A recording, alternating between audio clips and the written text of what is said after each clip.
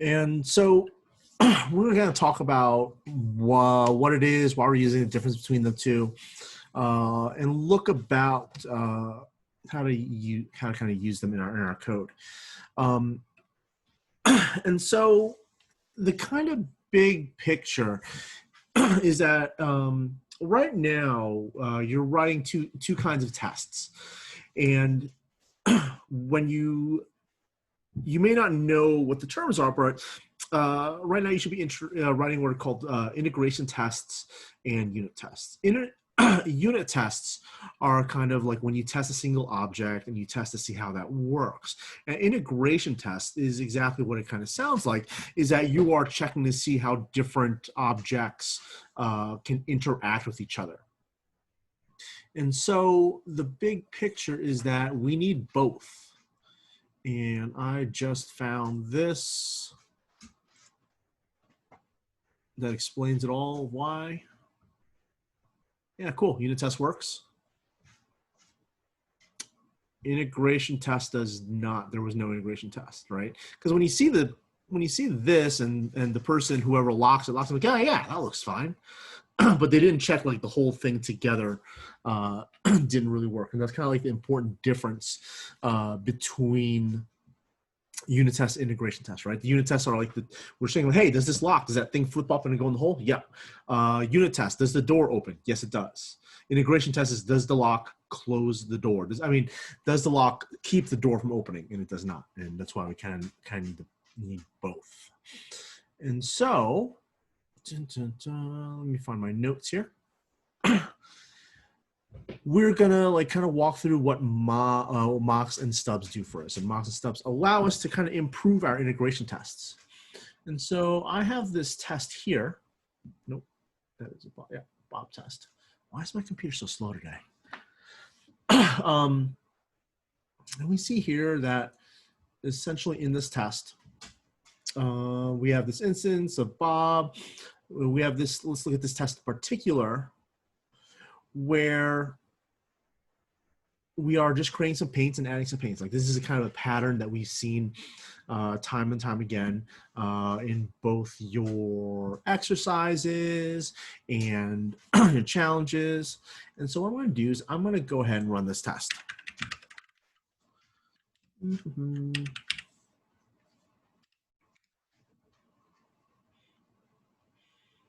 And we see here that it's taking a while. I'm just gonna, my dog is my feet and I'll pet my dog while this runs. And we see here that we have a runtime of 12 seconds. Like that, that is significantly longer than what your test should have been running so far, right? That's a little bit longer, that's a little, and not ideal, right? Like it is, 12 seconds isn't long, but the idea is that you will certainly be writing tests that can take upwards of 12 seconds plus minutes. There are test suites that'll take hours to run. So what I'm going to do is that I'm going to pop Bob to the right here, and we see here like we have this code. Come on, split right. No. Cool. And we see here. Oh, did it. Wow, really slow. Give me a second here.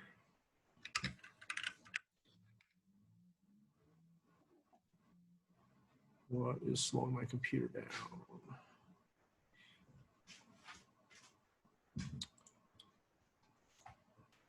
Probably browser windows. Oh, that's why. Why did I do that?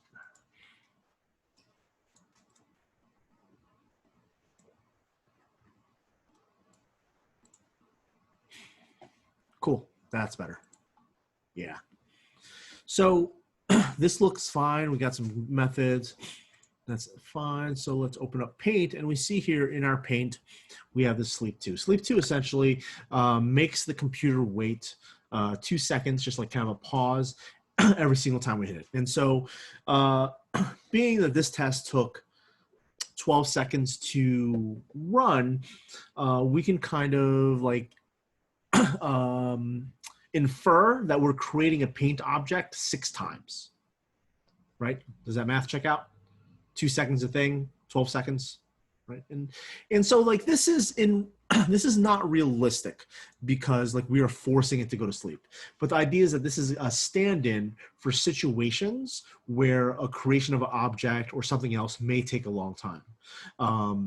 You will see this in your group project where you'll have methods that will take seconds to run. When you are working with web apps in the future, like there is going to be that wait time where you hit like an external server to get some information from it, right? And so we have this idea is that like, hey, you know, sometimes these creation of objects and certain methods are going to be expensive time-wise. And so this is bad, right? We don't want to do this. So the technique that we're going to use and demonstrate today to kind of show like how we kind of get around this is mocks and stubs. The first thing is that we need to install a gem in our computer to give us this mock and stubbing ability, and that's called Mocha. I've already installed that, but essentially you do that with a gem install Mocha. This will be boring as I already have installed, and it's just going to check. It's like, yep, you already got it. Everything's fine. And so what I'm going to do to speed this up a little bit is that I'm going to take this test here and the test below it. I'm just going to comment them out so that we just have a baseline. We're just concerned with this first test that we are creating these paint objects, right? And so if I run this test again, should take 4 seconds. Nope, that is.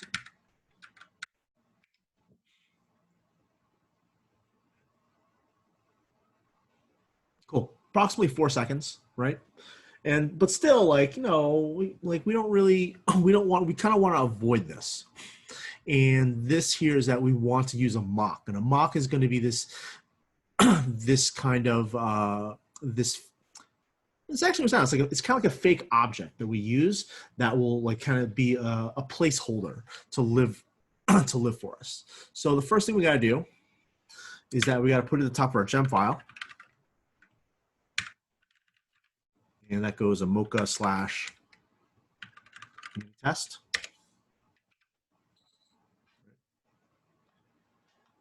And so now we got to mock it. You know, so the official definition of a mock is an object that stands in for other objects. Mocks get created like super, super quick, so we don't have to deal with this kind of sleep method here, right? So what we're going to do is that we are going to go over to our thing here, and instead of creating a new paint object, we're just going to create a mock. And how that is that you run mock here, and you give it some kind of name, some kind of identifier. I'm just going to use paint 1 because I don't really care about the name of it. I just want a mock object to be created. And I'm going to do mock paint. Oops. Paint 2. Right? And so we're testing here that like, hey, when I add an object to Bob using that add paint method, that it gets added and is stored inside Bob. Right? And so let's take a look here. Our test previously was running 4 seconds-ish. Let's try right now and see how fast it goes. Less than 1 second. Significantly faster. Like we've kind of gone around the need to actually create a paint object, right? A mock is a simple object that just stands in for another object. And we could literally we could just substitute these in at will to kind of speed up our tests. Questions about mocks?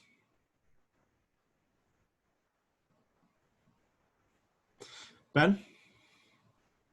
Yeah, so kind of my first thought is like when you want to like isolate a certain functionality, so like if, for instance, in our flashcards thing, when we were if there was a piece of logic that we didn't know if it was working or not, and we just kind of wanted to isolate a variable, so like, you know, other things didn't This is not like the tool for that. This is a tool in order to simplify and speed up our tests. Oh, okay. I also realized I forgot to put a mocks thread. So I'm gonna do that now. Sorry. That's it. Cool. Catherine? Can you give us another example of when we would use a mock? So here we put in paint 1 and paint 2. Yep. So that we didn't have to go through the paint class. Is that right? Yeah. So the idea here is that the creation of the paint object is computationally expensive because we've kind of like, so what we've done here is that we've added the sleep 2 that makes it so that when we create a paint object, it's slow. This is some artificial slowness. The idea is that we didn't want to put an example. It does a lot of different things, but like let's say you have other objects that take a long time to create, seconds, potentially minutes. Rather than having to create a new thing every single time you run your tests, let's just use a placeholder object in the meantime. Something that we can just like pop in and just have a placeholder like instantaneously. Okay. Does that make sense? I think so. I think I'll catch on as I see more examples too. Cool. Mike? Yeah. You said that mock's it's an object that stands for a different object. So if we call that in our terminal, how will it look? Will it look like an object? Oh, that's a good question. Yeah.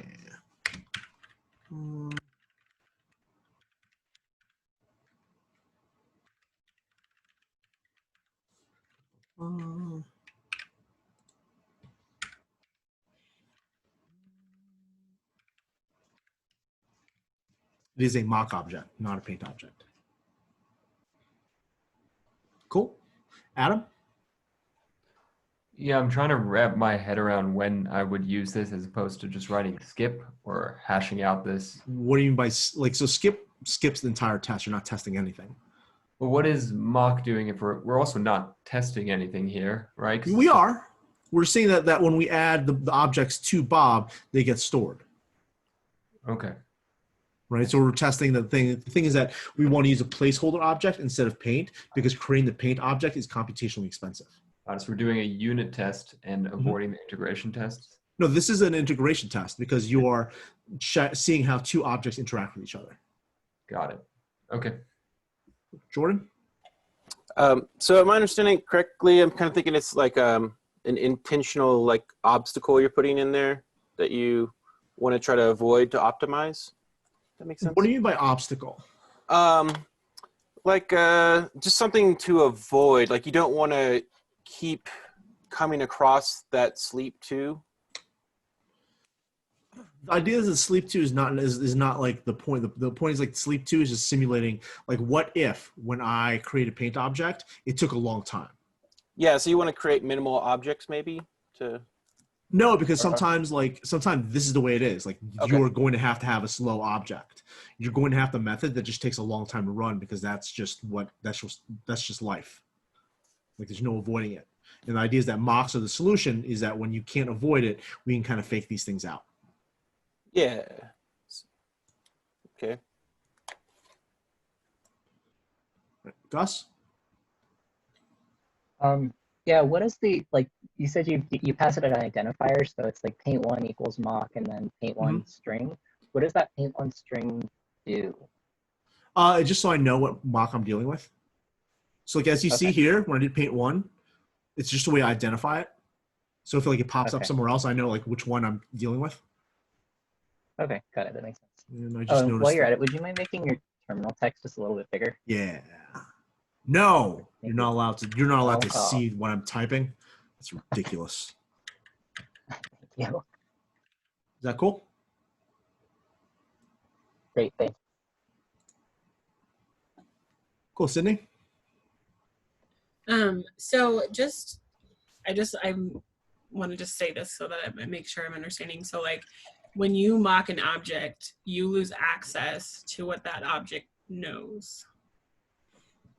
Correct? Yeah, I mean it doesn't know. You don't necessarily lose it. It just doesn't have anything. I think I see where you're going with this, and we'll talk about that more when we hit stubs. Okay. Cool, Ben.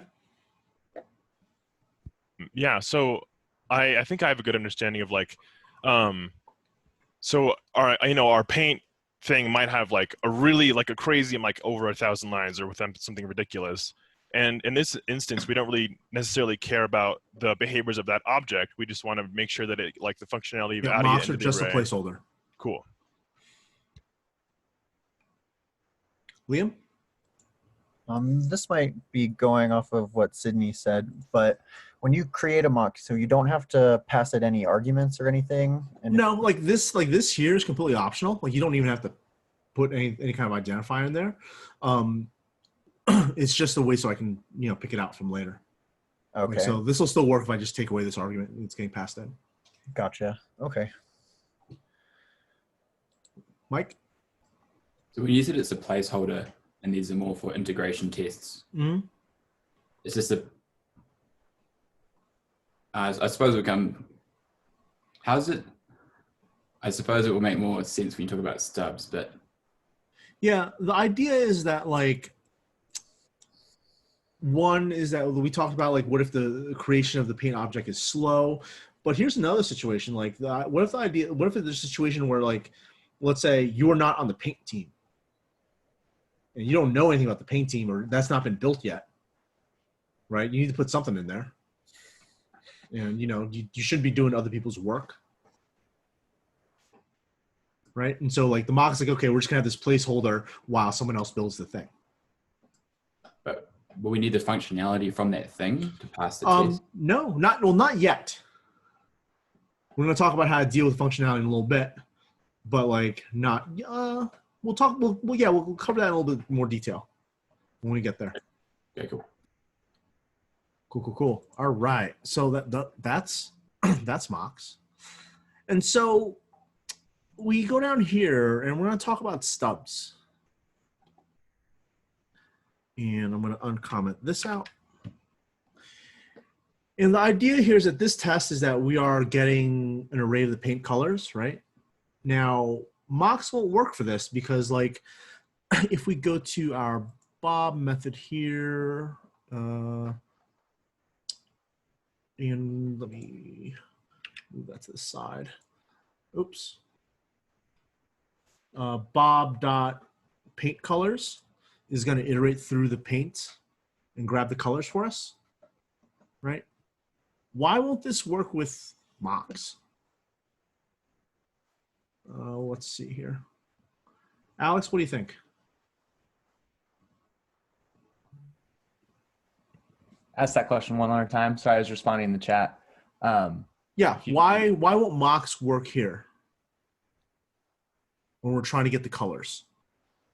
Because it's just a stand-in for that object. It doesn't actually have the properties of that object. So it doesn't have colors. Exactly, right? And so what we're going to do is we are going to use a stub.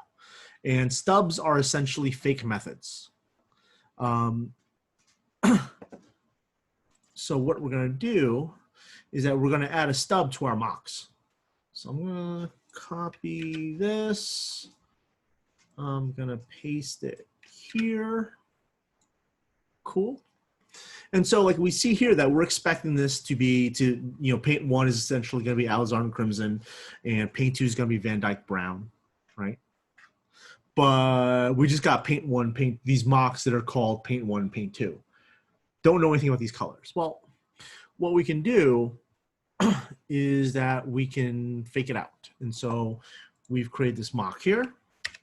And what we can do is paint 1 dot stubs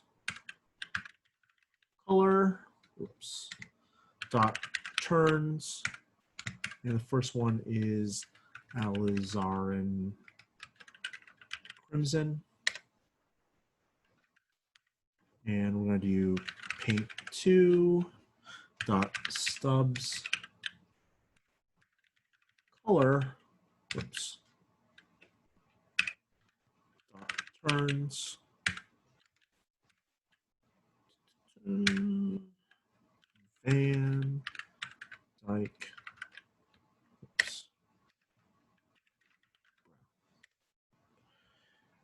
And so what we're doing here with these stubs, you're saying like, hey, if someone tries to run the color method on this mock, this is what you're returning.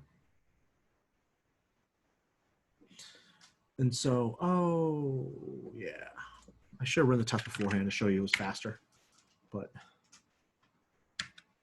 You're just gonna have to take my word for it. I need to save this. Athena, go to your room. She's bringing me her toys, which is signal for like I want to play. Oops, left a prime there. Oh.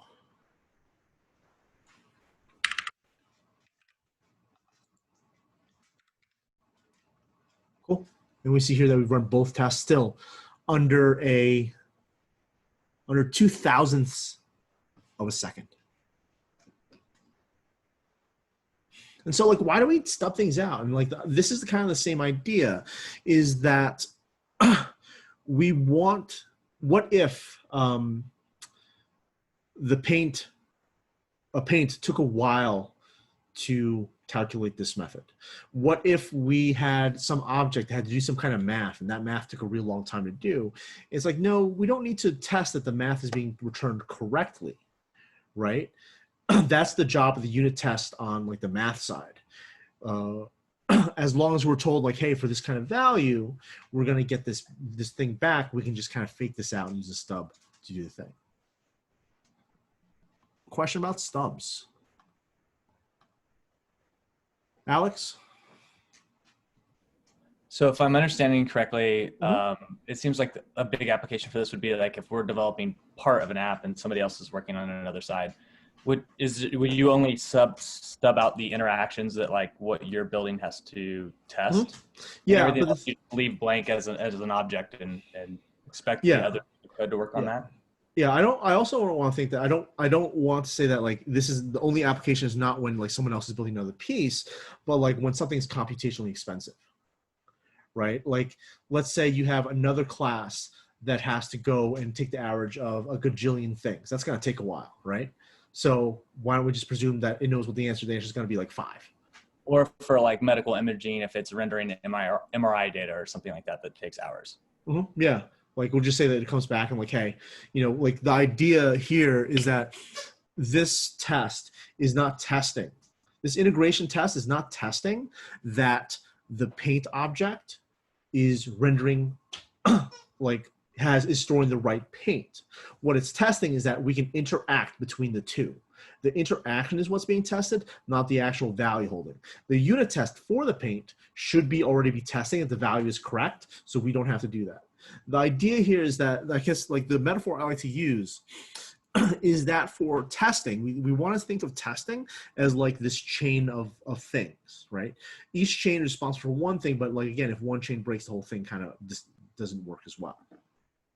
Ben? Yeah, so I just want to clear up that in that stubs, that first initial, that color symbol, is that emulating an instance variable? No, it is saying that for the method, if someone calls the method color, it's going to return this response. Mike? Is it considered like good practice to use stubs as well for testing like random outputs? You can. Some people do that.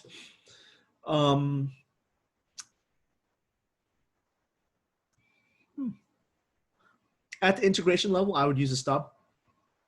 At the unit level, I would use a different approach.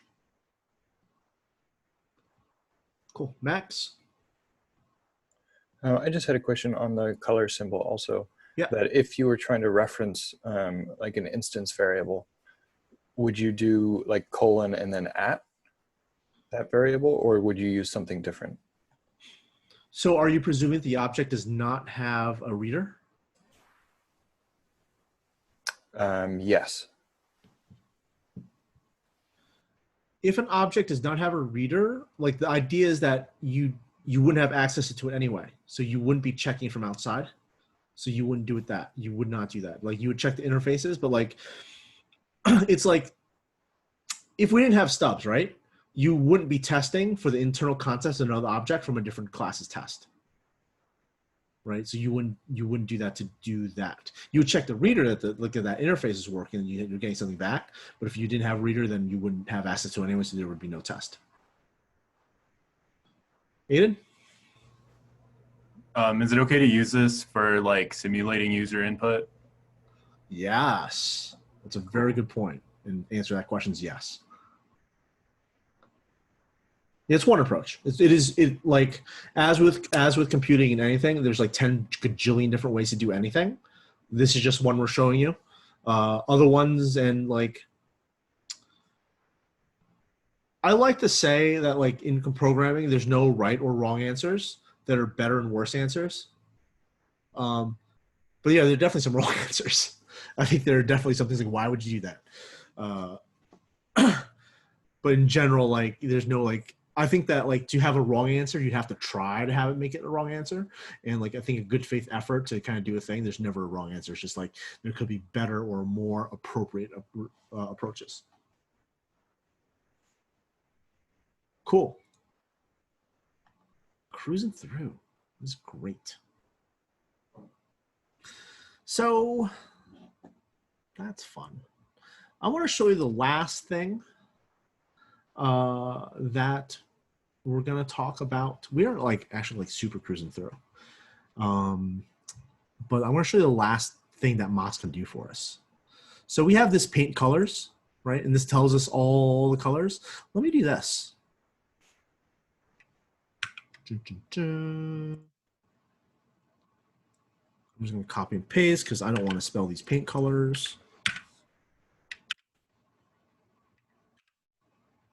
Right, so it's just going to return the two colors like this. You want to run it again? And it passes? Does that feel good? Nope. So what we can do is that we can actually make mocks expect. And I'm going to do this here.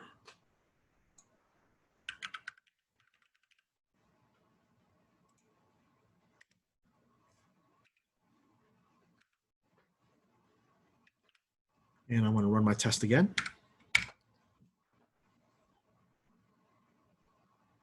And take a moment. Can everyone see that? Take a moment to read that error message.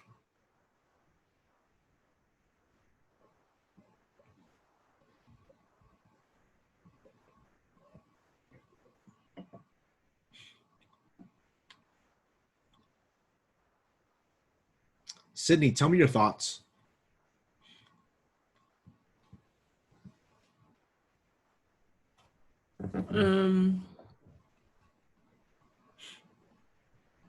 It seems like it was expecting it. Expecting what? The object. What object? The paint, the mock of the paint object. Mm-hmm. Expecting it. Okay, so it expected what of it? I feel like I'm guessing, but I mean, this is a guess safe place. Okay, like Make a guess. like it's expecting it to I know initialize is not the right thing, but like it's expecting it to like instantiate. To run, to hit, right? Yeah. Yeah, exactly.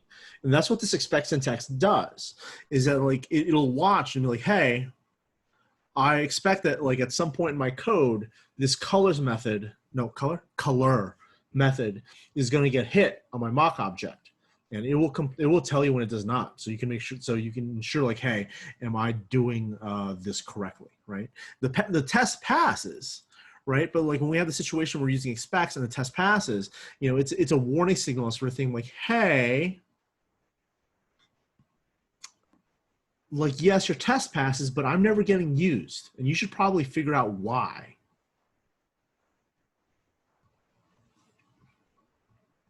Cool. Questions about this expect syntax? Max. You might have already said this, but can you call expects or stubs on something that isn't a mock? No, these are yes and no. No, because these are methods that only belong to mocks. But like if someone makes an expects method onto something else, like yes, that'll work, but it's not the expects method you were expecting. Little word salad there. Does that make sense? Yes, thank you. Okay. Yeah. So these method expects, mock, returns, these are all from the Mocha gem, which I have 1 installed on my computer, 2 required at the top of my file. Cool, Mike. So when you said these are best used in integration methods, is that because you're not actually using the stub in your def paint colors method? Can you So say when that one more time? So you said at the start, these are best used in integration methods Mhm. and Integration tests. integration tests, and you haven't, when it says expected exactly once, invoked never, does that error tell us that like we're not actually using the function of a mock and stub? Yep. Yeah. Maybe not the mock, right? But it's more the stub. It's just saying that like, hey, you've made the stub here, but you've never actually used it, and that's bad. Well, I mean, I think it depends on a case by case basis, right? Because like you might realize after writing, like, oh, I never meant to use it. I don't need this, but like it is an option for you. So let me actually, I'm going to comment this out so you can see it the other way when it does work, like that. And go run it. And you see it passes under 0.02 of a second because, and it doesn't complain anymore because we are hitting each of them twice through this iteration. Vanessa? So is it like the difference between using stubs instead of expects is that stubs will pass the test even if you hard code and it will not? Yeah, so let me do this. Stubs.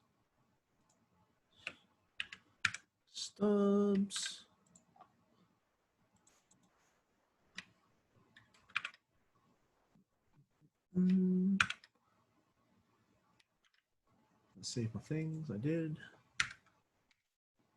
Yep, stubs don't care. Right? Thanks. And I'm not saying that you got to use expects everywhere, right? Like that is totally, you don't have to expect that at all. Like I hate using the word what I'm trying to find while I'm defining it. Like that helps no one at all.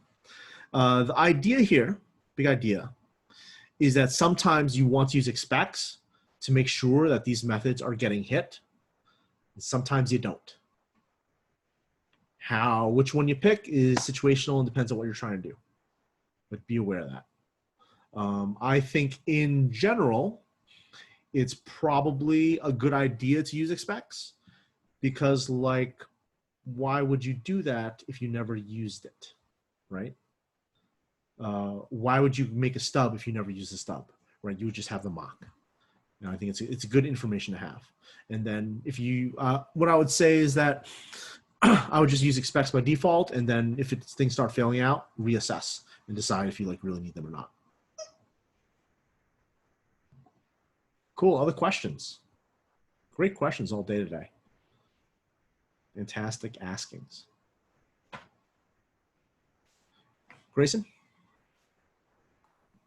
So expects will only cause a failure if it's never called. Is there a way to restrict how many times it can be called? Like if it's called more than X amount of times, it will cause a failure as well? I don't know. I would have to look at the Mocha documentation. I would presume that there is something in there, but I'm not 100% sure. Okay, thanks. Yep. Cool. Anything else? I'll give you until I finish my sip of water. I'm trying to drink a gallon of water every day. Sometimes it's hard. I pee a lot. But I feel good. My skin looks great.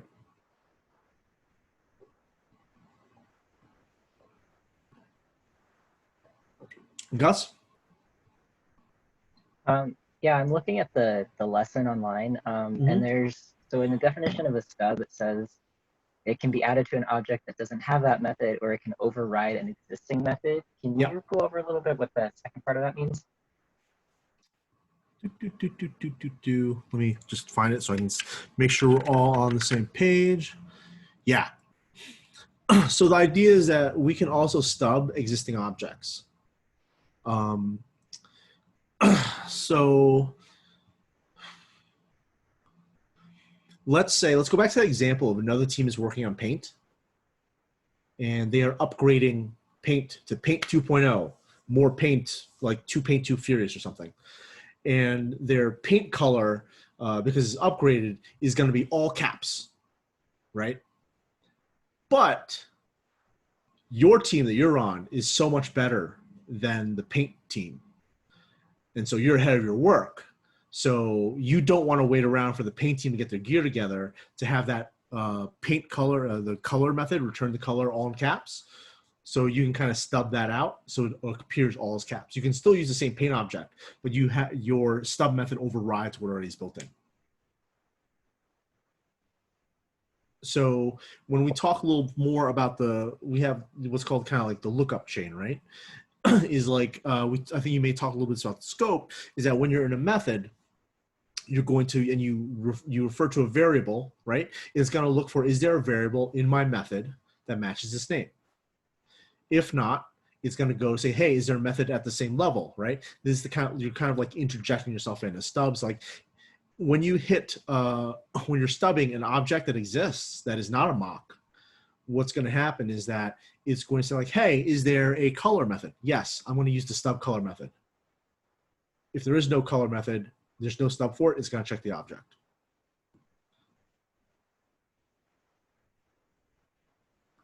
Cool. Can you repeat that last part, Mike? I don't know what I just said. Let me start from the top. I was talking about like kind of like the Ruby lookup chain, right? And so like the Ruby has this very logical process where when it can't find something, it knows where to look next, right? So let's say we were looking for, let's say we're in this method here, test and can return paint colors, right? And we're looking for the thing called something called name. It's going to look for a local variable called name inside that method scope. And if it can't find it, it's going to now look for at the class, like, hey, is there a sibling method with the name? And if it doesn't find it there, it'll look up in the superclass and so forth. And the idea here is that when we stub something, we are inserting kind of like this interrupt into the lookup chain. So when we are trying to call the method color on something, it's not going to hit the object first. It's going to like, oh, I have a stub. I'm going to run the stub first. And that stub is going to take precedence over any method that already exists, right? For that same kind of situation where the Paint 2 Furious team has not updated their color method yet, we can say like, okay, we don't need them to update the color method. All we need to know is that like this method is going to return this. Let us fake out what this response is so we can continue working. And then whenever they finish their job, we'll just take the stub out and we'll just use the object for real. So that expects could be like a guard that the Ruby lookup chain doesn't just bypass. Yeah. Okay, cool. Mm-hmm. Yeah, we can do that as one way we can do it. Cool. All right. So if there's anything else, did that spur anything else? Fantastic. So what we're going to do is that if you go to the lesson plan, of which I'm going to post a link into your Slack channel. What I'd like you to do is that with your project partner, work on the pair stuff and the individual. No, just work on the pair stuff. Do the pair work at the end of the thing and the individual practice on your own time. We went through this pretty quickly. So if you'd like to work with your project partner on the individual work as well, that is 100% cool. Just make sure that you are in the appropriate Zoom channel at 3 o'clock for your PD. I will be online if you have any questions about this pair work, or in one team's case, a triplet work. I'll be online Slack in about 10 minutes. So I suggest, we've gone a little long, so I suggest taking a break, meeting up with your pair, and I'll be online if you have any questions about mocks or stubs. Any questions at all about what you're supposed to do until 3 o'clock? Fantastic. Get out of here. Go forth and be fruitful with your code. Thanks, Mike. Thanks, Thank Mike. you. Goodbye. Thanks, Mike.